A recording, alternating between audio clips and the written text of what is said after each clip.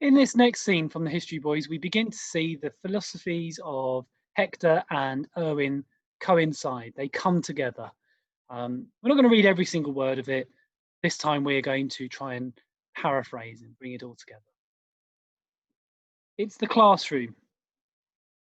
Irwin speaks. He's in mid-flow. They're talking about history, specifically World War One, and he's kind of critical of the boys because he refers to the less than startling discovery that the poets don't like World War One. As we move on,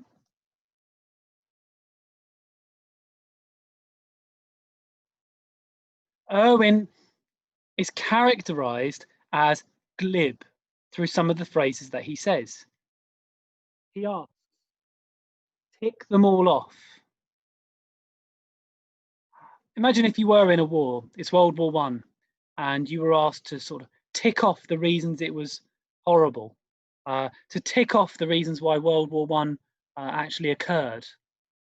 To tick them off is cold, it's callous, it's unfeeling, it's glib, it's throwaway, because you cannot tick off the horrors of war. Presumably, if you were in it, it's unforgettable. The boys do as they're told, they tick them off. Trench warfare, stupidity of the generals, mass unemployment, inflation. And then he criticizes the boys here in this line. Our overall conclusion is that Second World War happens because of World War One. World War Two happens because World War One was not resolved properly. The criticism comes here. First class. Bristol wants you, Leeds wants you, but if I'm a fellow of Magdalen College, Oxford, I'm bored out of my mind. But it's all true. So what? Irwin says. Truth is irrelevant. And what Irwin seeks to do in this speech here is provide a counter-argument, a challenging argument, a difficult argument, which is interesting. Try this for size. Germany does not want war, and if there is an arms race, it is Britain who is leading it.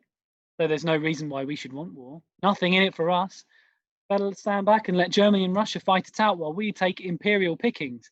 These are facts. Why do we not care to acknowledge them? The cattle, the body count. We still don't like to admit the war was even partly our fault because so many of our people died.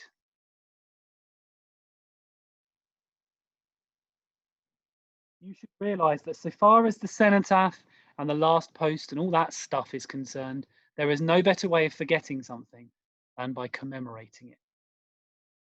We have the paradox that was seen at the very beginning of the text about freedom and liberty. You make people free by taking away their freedom, that sort of thing was what we were told at the beginning of the text.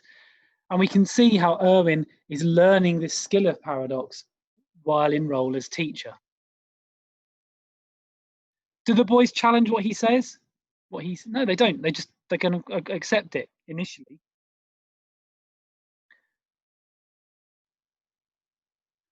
Irwin's philosophy, therefore, is sound interesting. Present an argument that is memorable so that the examiner, in their case, the Oxbridge examiner, will remember them and offer them a place as a consequence. It is Lockwood who says, so what about the poets then?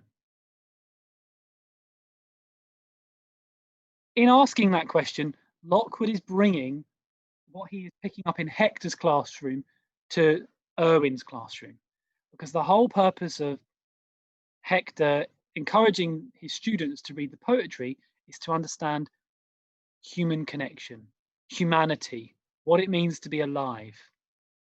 Facts alone take away from this. Poets and poetry seek to provide experience so that we can make sense of something.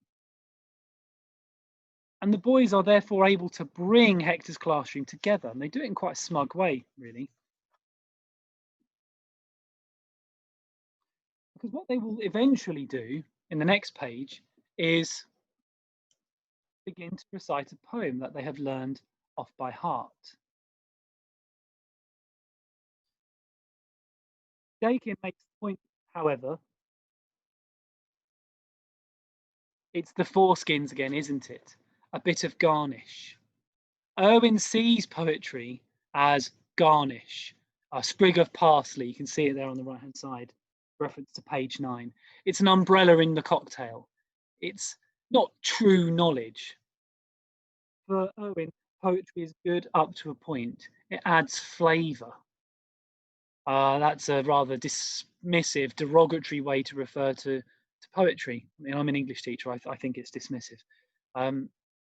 And the boys are able to respond to this idea of adding flavour by reciting the poetry. And if we move over to the next page, Dakin asks, do you really believe these ideas? Do you really believe that World War I was not a tragedy? Scripps makes the point, you can't explain away the poetry, sir. Art wins in the end. Is that Bennett's philosophy? And then, as I say, they recite the poetry of, in this case, Philip Larkin. The poem is 1914. You can see it there on the screen. That's its correct written form in Roman numerals. 1914 being the year when World War I began. Now, Philip Larkin was not a World War I poet. He's traditionally, typically writing in the 1960s. And in his poem, he tries to imagine what it must have been like to line up to conscription, to go to World War I, to willingly sign up. And the boys recite this because they have learnt it in Hector's lesson. It is art, and it is art and poetry in this case that cannot be explained away. Those long uneven lines standing as patiently as if they were stretched outside the Oval or Villa Park, the crowns of hats, the sun on moustached archaic faces, grinning as if it were all an August bank holiday lark. They recite the whole poem, with Lockwood completing it. And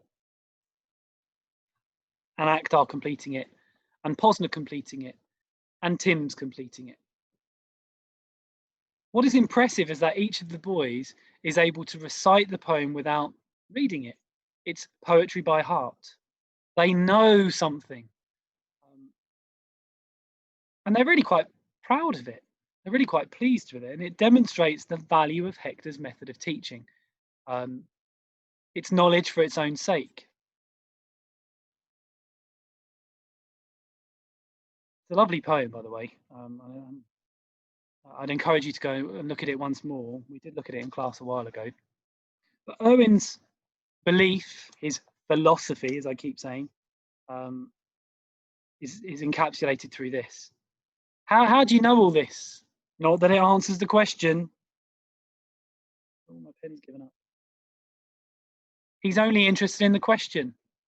You don't need to know stuff for its own sake. It's about passing a test. How do you know all this? Not that it answers the question.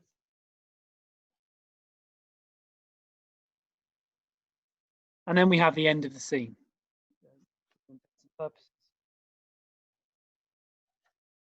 At least in the classroom, because Irwin goes. Excuse the sort of page flicking there backwards and forwards.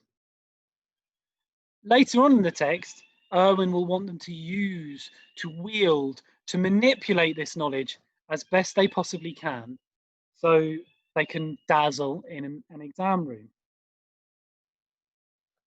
But just as happens at the end of a lesson, the bell has gone. We saw that here. I don't know if you heard it, but while I just was talking there, the bell just went. And as people move between classrooms, they don't necessarily talk about things to do with school. They talk about all manner of random things: football, the weather, what they're up to that evening. For Scripps and Dakin, it's about sex. These are clever boys, and Dakin demonstrates how clever he is through his extended metaphor. So much for our glorious dead. Scripps is sort of almost angry, but Dakin says, I know. Still, apropos, with reference to Passchendaele, World War One battlefield, can I bring you up to speed on Fiona? No. And then the extended metaphor here is of sex as war, sex as a battle. And so Dakin's attitude to women is reflective of what Mrs. Lintott has said in the previous scene. She's my Western Front. Last night, for instance, me eating only token, tiny amount of resistance, only pretend, I reconnoitered, I checked out the ground. Are you interested? No, go on. Yes, no. As far. He reconnoitered, he observed as far as the eyebrows, actual place. Shit. I mean, not onto it, and certainly not into it, but up to it. At which point the Hun, if I may so characterize the beautiful, the fair Fiona, suddenly dug in. No further deployments were sanctioned, and around 2300 hours our forces withdrew. Whereas I'd begun the evening thinking this might be the big push. You can see it here. Euphemisms for sex, the extended metaphor for sex. It's amusing when we see it on the stage. These are boys talking about things that I think stereotypically boys have always spoken about, but it's done in a clever way with this use of the extended metaphor. The metaphor being militaristic.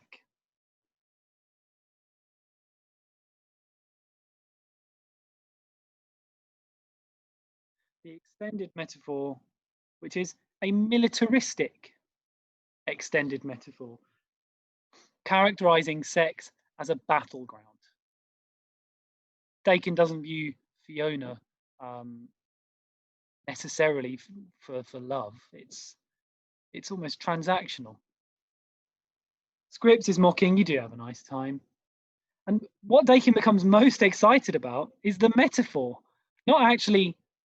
Well, he's excited about the prospect of having sex, of course he is, but it's the metaphor. He says the beauty of it is the metaphor really fits. I mean, just as moving up to the frontline troops presumably had to pass sites of previous battles, where every inch of territory had been hotly contested, so it is with me, like particularly her tits. Now, the reason I make the noise there is because that's where the spell is broken.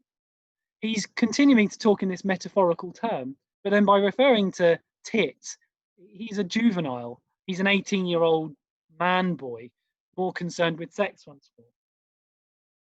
Her tits, which only fell after a prolonged campaign some 3 weeks ago, and to which I have now have immediate access, and which were indeed the start line for last night's abortive thrust southwards.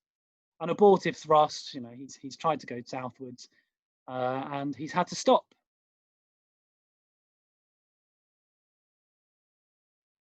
So it's comic. These are clever boys talking about everyday life for them, the desire to have sex, but using this militaristic extended metaphor to do so. You're kind of showing off how clever he is. We then learn the gossip. Felix, he's the head teacher. He's trying with Fiona as well. Fiona being the headmaster's secretary. We have a head teacher. He's called Mr. Scott. Chances are you don't go around calling him by his first name. I don't think you do. If you did, it would be disrespectful. For him, our head teacher, I don't suppose would deserve it. The headmaster here, he is a fool. He's played as a fool. We can see that in the French scene. We can see that in comments with such as grow a moustache, classroom control, how he went to Hull.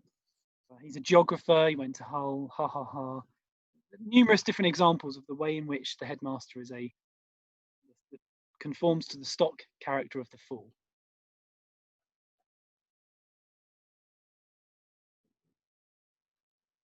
Posner then interjects. Actually, when you think about it, the metaphor isn't exact, because what Fiona is presumably carrying out is a planned withdrawal. She's made it, she's decided it, it's choice. So you're not forcing her. She's not being overwhelmed by superior forces. Does she like you? Of course she likes me. The confidence of Dakin. Then you're not disputing the territory, you're just negotiating over the pace of occupation. Just let us know when you get to Berlin. That's a euphemism for sex. Because the German sort of state capital where forces were directed from was Berlin at the time. I'm beginning to like him more. Who, me? Says Posner. Oh, please. No, Irwin. He's like, so he hates me and he's gone. Oh, Scripsy. I can't bear to listen, but I want to hear every word. What does that mean? And we have this moment where he's forlorn. He desires Dakin. He wants to listen. He doesn't want to listen. And this is where we have this deliberate choice of song. Alan Bennett chooses Posner to sing a verse or two of Bewitched, Bothered and Bewildered. It's a song that every time I play it really sticks in the mind. And as a consequence of this video, what you should do is go and play it again. But some of the words go like this.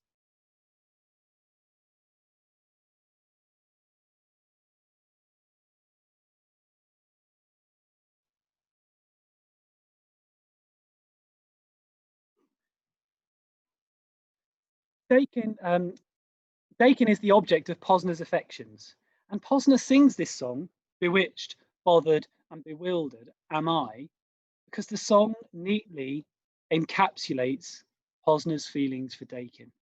He refers to himself as being a whimpering, simpering child again. Bewitched, bothered and bewildered am I. And in saying this, he is bewitched by Dakin, he is bothered by Dakin, but he is also incredibly confused. He's bewildered by Dakin. We know in the text that it is always Scripps playing the piano, with Posner doing most of the singing. And as this is happening, the class filters back and we end up in Hector's classroom. Why? Because the insinuation on the stage is that it is Hector who allows this song to occur in the lesson. Why? Why not?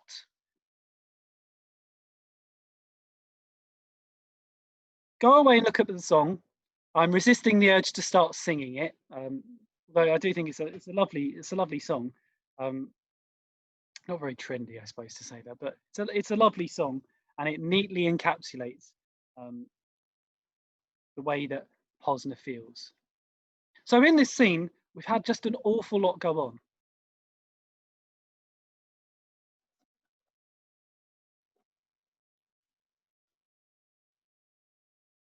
A discussion of history, a discussion of poetry,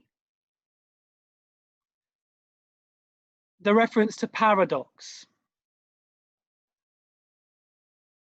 more poetry, more discussion of poetry. The boys recite poetry and they bring Hector's teachings to Irwin's classroom. He doesn't understand it. The boys then discuss sex, and there is the extended use of metaphor. We learn then more about the way that Posner desires Dakin through that song, Bewitched, Bothered and Bewildered. So go away, look up the song, look up the lyrics. It's a nice thing to do. That's it for this particular video. Hope you're finding these videos in general quite useful as a way to recap on the text. At this stage, it's predominantly covering the basics of the plot, what happens, and as we progress, we'll start bringing together some of the themes and ideas so that we can write about it really well. Thanks very much. Bye-bye.